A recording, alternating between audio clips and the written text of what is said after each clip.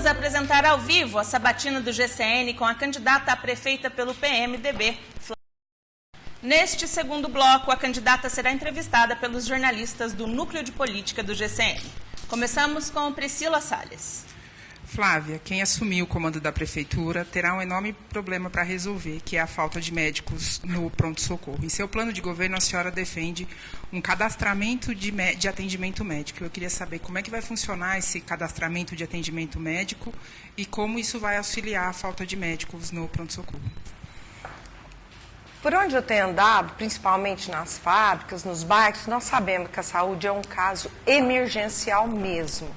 Esse cadastro seria alguma coisa para se tornar mais eficiente. Antigamente funcionava na prefeitura, em vez de direto para a UBS, um tipo de que a pessoa faria o cadastro e esse cadastro ele iria depois para quando não tinha UBS em todos os bairros. Nós queremos regionalizar. Eu vejo que as UBS hoje, elas estão picadas sem eficiência. Então eu penso em criar núcleos maiores, mas com mais eficiência. Através desse cadastro, você vai poder passar as pessoas para encaminhar. Mas isso não dá para ser de primeiro. Eu acredito que nós temos duas ações imediatas. A primeira, uma auditoria. O dinheiro da saúde, todo mundo sabe, todo mundo já falou, o orçamento da saúde é o maior da prefeitura e nós estamos vendo que eficiência não tem. Eu penso que antes de fazer qualquer ação mais efetiva, nós temos que fazer uma auditoria e um estudo para melhorar essa eficiência. Junto com isso, eu gostaria de criar uma equipe médica, por exemplo, com dois enfermeiros e ajudantes para irem nas UBSs que estão com maior fila, com maior atraso no atendimento, para uma vez por semana elas estarem cumprindo com uma carga horária extra para poder diminuir essas filas, para poder atender melhor. Isso são ações emergenciais. Nós temos que replanejar a saúde. Todo mundo fala do grande problema. Nós temos 2 faculdades aqui em Franca. Precisamos trazer os estagiários para a prefeitura. Nós precisamos buscar um apoio para achar alternativas para melhorar isso. Em relação ao pronto-socorro, o que a senhora pensa em fazer? Porque a senhora respondeu em relação às outras áreas, mas especificamente ao pronto-socorro, onde existe essa carência, a gente sabe que ele funciona hoje só por conta de uma liminar, que existe um recurso que a prefeitura ingressou na Justiça do Trabalho. Como a senhora vai fazer logo que a senhora assumir? Porque o pronto-socorro, apesar de tudo, é para onde as pessoas vão quando precisam de atendimento. Em relação ao pronto-socorro, eu acredito que nós temos que fazer 2 ações. Primeiro, a população, qualquer coisa que ela sinta, ela vai primeiro ao pronto-socorro. Isso faz sobrecarregue o pronto-socorro. Então, nós temos que ter um programa de conscientização junto com o médico da família. Questão do pronto-socorro. Gente, primeira coisa, humanização. Nós temos que trazer o servidor, temos que conversar, porque hoje tem uma disputa entre servidor e prefeitura. Nós temos que, ação imediata, conversar com eles para que eles melhoria no atendimento, para que a gente consiga fazer um planejamento melhor desse atendimento. E, claro, a precisa se conscientizar. Pronto-socorro é emergencial, não é como as outras áreas de atendimento estão com problema, todo mundo vai no pronto-socorro para o primeiro atendimento. Então, a saúde, Priscila, realmente é uma emergência, tem que replanejar ela e são graves os problemas. Nós sabemos que isso não vai conseguir ser feito tipo em 3, 4 meses. São coisas que nós teremos medidas paliativas e depois teremos que ter medidas sérias, com planejamento, ações que promovam realmente a necessária e criar uma eficiência maior na saúde. Flávia, gostaria de falar com a senhora também sobre educação, um outro tema bastante importante. Atualmente, segundo dados da própria Secretaria Municipal de Educação, mais de 250 crianças têm para vagas em creches e não são atendidas. Outras 2.000 aguardam na fila também para atendimento. A senhora afirma que deverá construir mais creches para zerar a fila. Como que isso será possível? Aliás, não só mais creches, como ontem eu estive numa creche lá no Brasilândia e ela atende 150 crianças. E ela tem um espaço para dobrar, está aprovado na prefeitura. Isso é uma coisa simples. Fiz até assumir o compromisso de que, se eleita, já vou promover isso. Hoje nós temos em torno de 2.000 a 2.500 crianças fora das creches. Temos 8 creches em construção, inclusive no Paraíso, no Palermo. Então, tem 8 creches em construção. O que nós temos que fazer? Agilizar isso o mais rápido possível.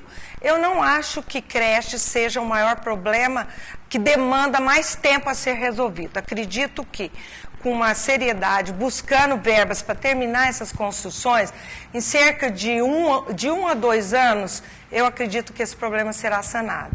Mas educação é outras coisas, né? Que nós estaremos falando ao longo aqui da nossa agora sabatina, é específico de creche, Ainda né? em relação sobre creches, candidato, de acordo com o portal da Transparência da Prefeitura Municipal, a Prefeitura deve gastar somente este ano mais de 12 milhões na compra de vagas em creches particulares, isso sem licitação. Como a senhora vê este gasto? É a favor do programa que determina a compra de vagas em escolas particulares?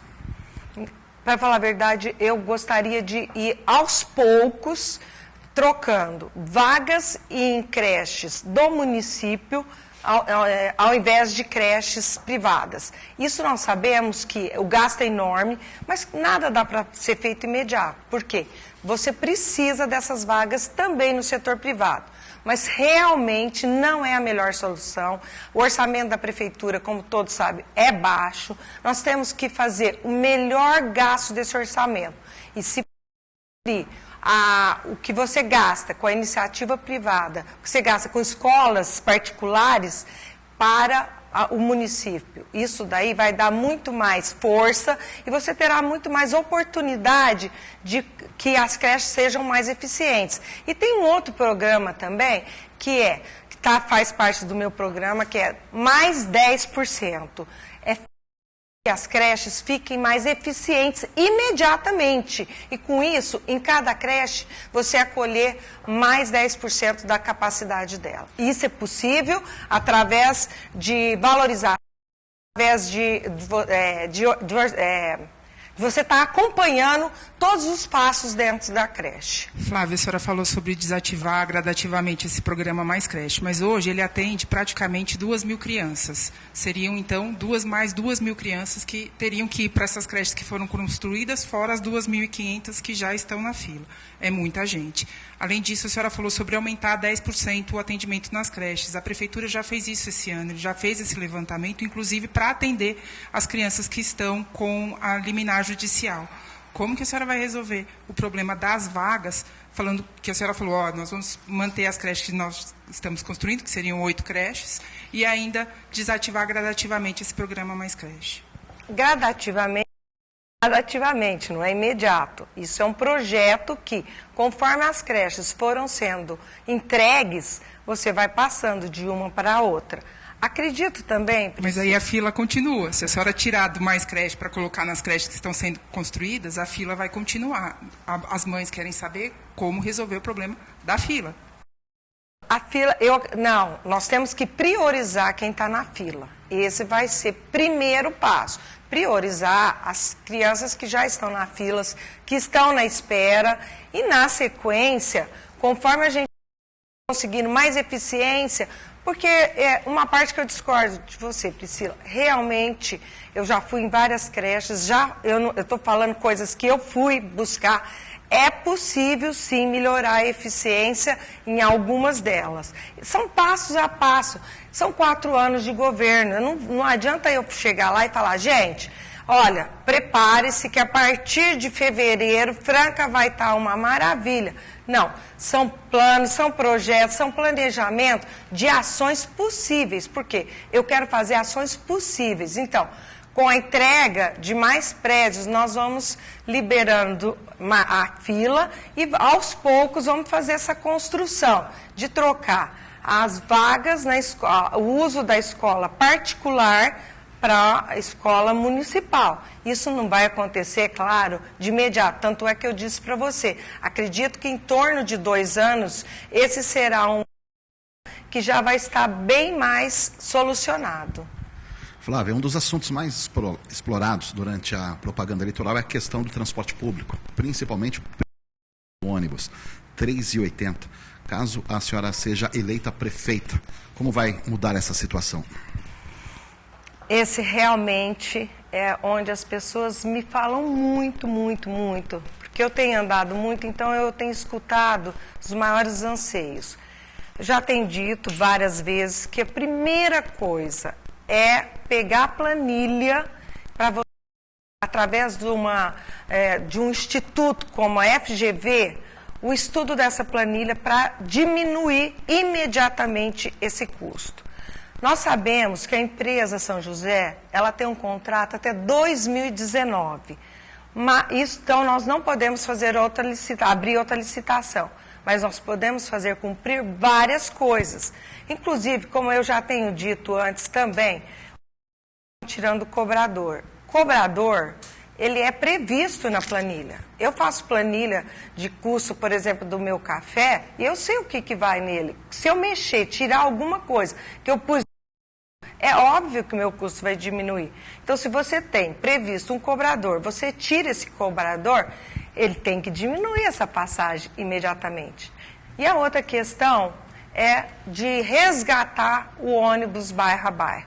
Hoje só tem um, não funciona direito, porque se você pensar a eficiência que será quem trabalha, por exemplo, no Distrito Industrial, que mora no aeroporto, que mora no Leporaz, qual a necessidade que ele tem de passar no centro da cidade?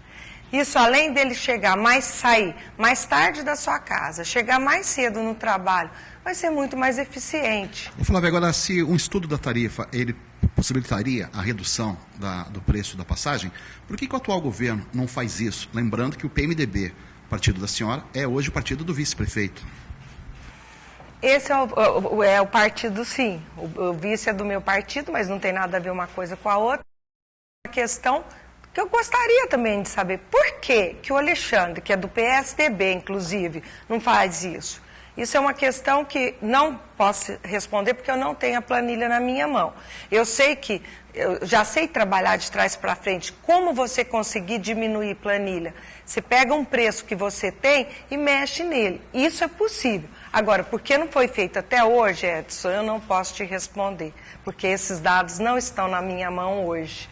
E, Flávia, a senhora é a favor das gratuidades? Porque uma das justificativas para a cobrança desse preço mais alto da tarifa em franca é a quantidade de gratuidade que é oferecida na cidade. A senhora é a favor da manutenção dessas gratuidades? A senhora pretende rever essas gratuidades caso seja eleita? Olha, Priscila, sabe o que eu tenho visto? A gratuidade é muito relativa. Porque, por exemplo, eu tenho ido em centro de convivências de idosos e o horário que eles usam o ônibus não é o pico. Então, se tem funcionando na cidade, se a maior parte dos idosos que usam dessa gratuidade, eles usam em outro horário, o ônibus está disponível, eu não vejo o porquê. A gratuidade interfere no preço da passagem. Não vou mexer na gratuidade, acho muito justo que o idoso tenha essa vantagem e realmente não concordo que seja a gratuidade. Ela pode ser um problema em alguns aspectos, mas eu tenho visto claramente o horário que pessoas que usam gratuidade não é o horário de pico. Então isso não impacta diretamente o custo da passagem. Flávia, outra polêmica que envolve a atual administração é o corte de vagas de estacionamento na área central da cidade. Qual é o posicionamento da senhora a respeito? Se for eleita prefeita, pretende revogar essa decisão do atual governo? Pretendo mexer, sim. Provavelmente não será o retorno do que era antes, mas um estudo junto a uma engenharia de trânsito para que metade, mais ou menos, das vagas sejam reintegradas ao centro. Isso é um anseio tanto do comércio quanto da própria população. E eu tenho visto isso direto. É possível, sim, voltar algumas vagas, não exatamente no modelo antigo, e também é possível criar bolsões de estacionamento. Temos trabalhado com isso, tenho conversado tanto com o pessoal envolvido do comércio, quanto das associações comerciais. Vamos sim fazer um programa de resgatar, de devolver um tanto dessas vagas para o centro da cidade. Muito obrigada, candidata. Eu lembro que é possível enviar perguntas à candidata utilizando o WhatsApp GC 991220761. Envie a sua pergunta, coloque o seu nome e o seu bairro. Assim chegamos ao final deste segundo bloco da sabatina. No próximo bloco, os temas abordados serão assuntos específicos relacionados à trajetória e aos projetos da candidata sabatinada. Eleições 2016. O GCN tem um lado, o lado do eleitor. Difusora está apresentando.